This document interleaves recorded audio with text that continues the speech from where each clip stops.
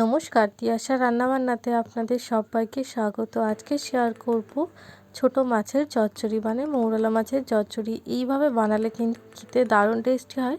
তো তার জন্য সবার প্রথমে মাছগুলো পরিষ্কার করে ধুয়ে নিয়ে নুন হলুদ দিয়ে ভেজে আমি সাইডে তুলে রেখে দিয়ে বেশ খানিকটা পরিমাণে কড়াই সর্ষের তেল দিয়েছি। তারপর পেঁয়াজ কোচানো বেশ খানিকটা পরিমাণে দিয়ে টমেটো দিয়ে এগুলোকে ভাজা ভাজা করে নেব।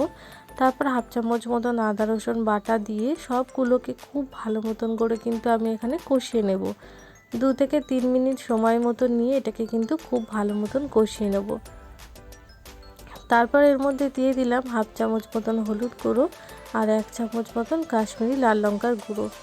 সামান্য একটু জল দিয়ে খুব ভালো মতন করে কিন্তু এগুলোকে মিশিয়ে নেব, নিয়ে কষিয়ে নেব যতক্ষণ না পর্যন্ত মশলা দিয়ে তেল ছেড়ে আসছে, ততক্ষণ অবধি কিন্তু আমি কষিয়ে নেব। তারপর এখানে দিয়ে দিলাম 2টো চেরা কাঁচা লঙ্কা দিয়ে কিন্তু খুব ভালো মতন করে এটাকে আমি মিশিয়ে নেব।